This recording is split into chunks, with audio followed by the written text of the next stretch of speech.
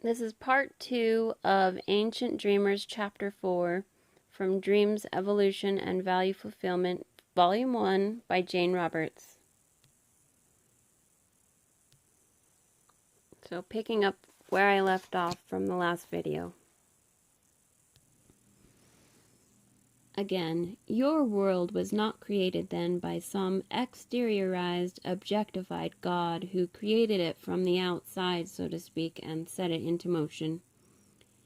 Many religious theorists believe, for example, that such a God created the world in such a fashion, and that the process of decay began at almost the same hypothetical moment that the creation ended.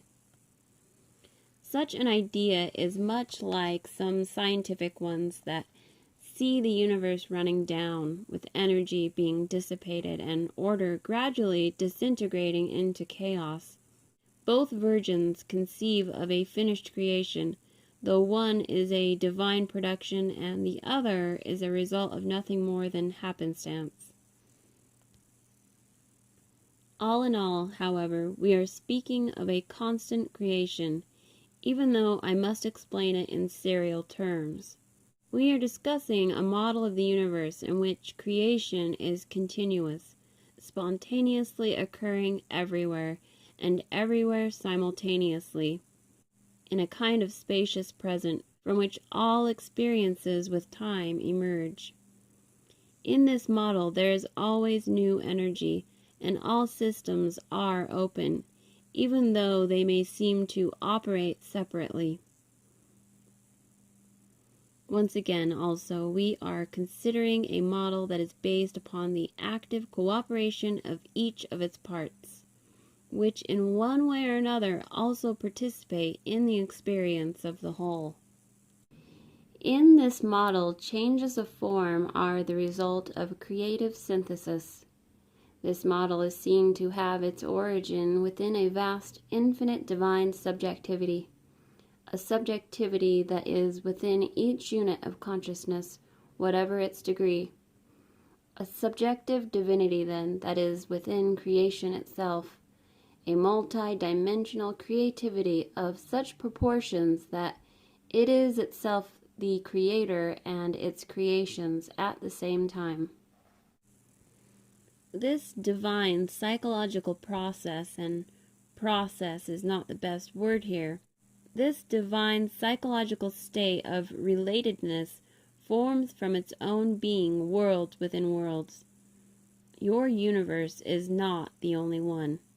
Nothing exists isolate in nature, and to that extent the very existence of your universe presupposes the existence of others.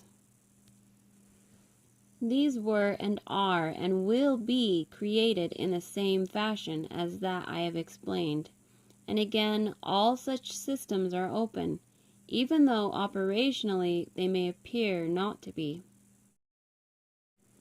There are literally infinite numbers of sequences, faultlessly activated, that make the existence of your own world possible. I admit that it is sometimes inconceivable to me that a human being can imagine his world to be meaningless, for the very existence of one human body speaks of an almost unbelievable molecular and cellular cooperation that could hardly result through the bounty of the most auspicious works of chance. In a manner of speaking, your universe and all others spring from a dimension that is the creative source for all realities. A basic dream universe, so to speak, a divine psychological bed where subjective being is sparked, illuminated, stimulated, pierced by its own infinite desire for creativity. The source of its power is so great that its imaginings become worlds, but it is endowed with a creativity of such splendor that it seeks the finest fulfillment, for even the smallest of its thoughts and all of its potentials are directed with a good intent that is literally beyond all imagining. That good intent is apparent within your world. It is obvious in the cooperative ventures that unite, say, the mineral, plant, and animal kingdoms, the relationship of bee to flower. And your beliefs to the contrary have closed your minds to man's own cooperative nature, to his innate desire for fellowship, his natural bent for taking care of others, and for altruistic behavior. But we will discuss those matters later in our book. Either life has meaning or it does not. It cannot sometimes have meaning and sometimes not. Or man's life cannot have meaning while the lives of other species do not. But the meaning may not always be apparent, for of course when we discuss it from a human viewpoint. The waking state, as you think of it, is a specialized extension of the dream state, and emerges from it to the surface of your awareness, just as your physical locations are specified extensions of locations that exist first within the realm of mind. The waking state, then, has its source in the dream state, and all of the objects, environment, and experience that are familiar to you in the waking state also originate in that inner dimension. When you examine the state of dreams, however, you do it as a rule from the framework of waking reality. You try to measure the dimension of dream experience by applying the rules of reality that are your usual criteria for judging events. Therefore, you are not able to perceive the true characteristics of the dreaming state except on those few occasions when you come awake within your dreams. But in a manner of speaking, it is true to say that the universe was created in the same fashion that your own thoughts and dreams happen, spontaneously and yet with a built-in amazing order and an inner organization. You think your thoughts and you dream your dreams without any clear knowledge of the incredible processes involved therein, yet those processes are the very ones that are behind the existence of the universe itself. Also, in a manner of speaking, you are yourselves the ancient dreamers who dreamed your world into being.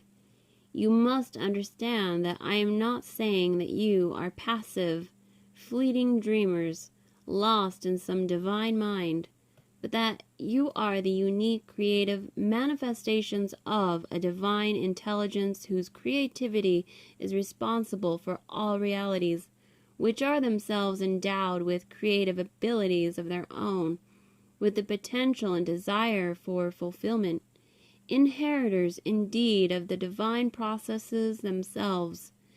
Spontaneity knows its own order. I have said that many times. The world's parts come spontaneously together, with an order that basically defies the smaller laws of cause and effect, or before and afterward. In that regard, again, your dreaming state presents you with many clues about the source of your own lives and that of your world.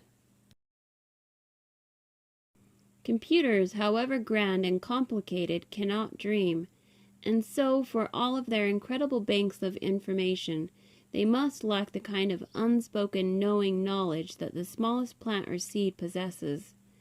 Nor can any amount of information possessed or processed by any computer compare with the unspoken knowing knowledge that is possessed by the atoms and molecules that compose such an instrument. The computer is not equipped to perceive that kind of knowing. It is not equipped for such an endeavor because it cannot dream. In dreams, the innate knowledge of the atoms and molecules is combined and translated.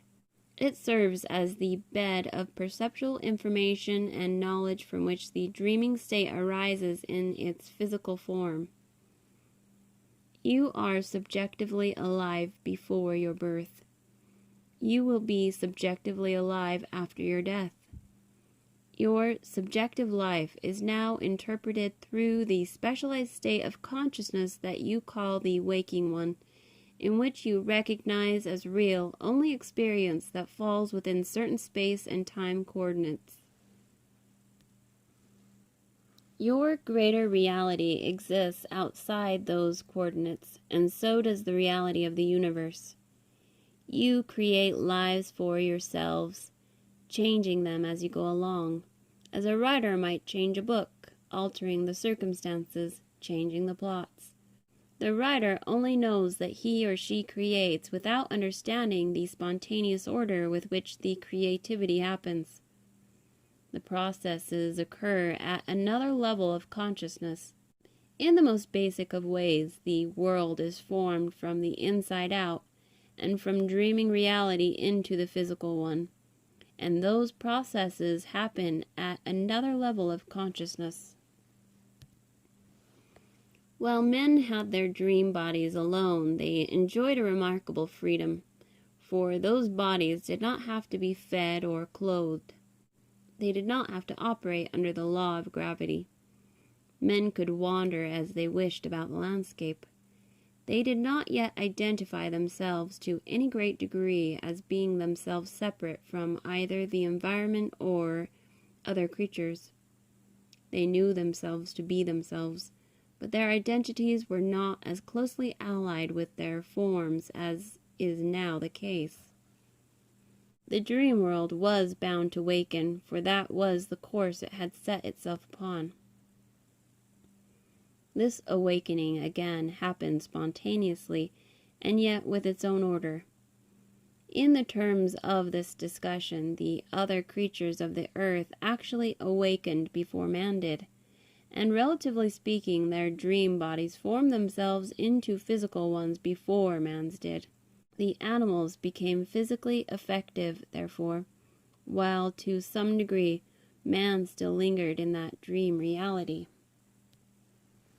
The plants awakened before the animals, and there are reasons for these varying degrees of wakefulness that have nothing to do basically with the differentiations of specieshood as defined by science from the outside, but have to do with the inner affiliations of consciousness and with species or families of consciousness. Those affiliations fell into being as all of the consciousnesses that were embarked upon physical reality divided up the almost unimaginable creative achievements that would be responsible for the physically effective world. Again, the environment as you think of it is composed of living consciousness. Ancient religions, for example, speak of nature's spirits, and such terms represent memories dating from prehistory. Part of consciousness then transformed itself into what you think of as nature, the vast sweep of the continents, the oceans and the rivers, the mountains and the valleys, the body of the land. The creative thrust of the physical world must rise from that living structure. In a matter of speaking, the birds and the insects are indeed living portions of the earth flying, even as, again, in a matter of speaking, bears and wolves and cows and cats represent the earth, turning itself into creatures that live upon its own surface. And in a manner of speaking again, man becomes the earth thinking, and thinking his own thoughts. Man, in his way, specializes in the conscious work of the world, a work that is dependent upon the indispensable unconscious work of the rest of nature, a nature that sustains him.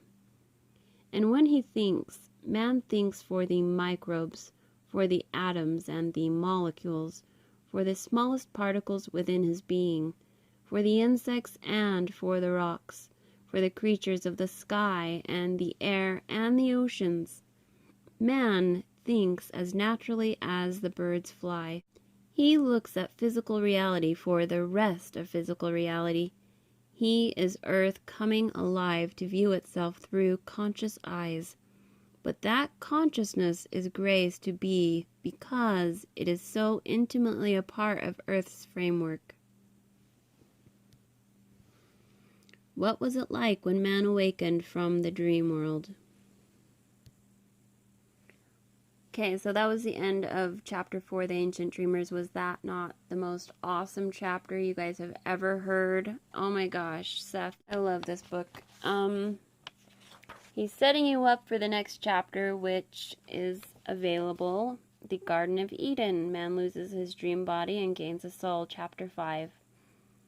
Look for it on my Seth Speaks channel.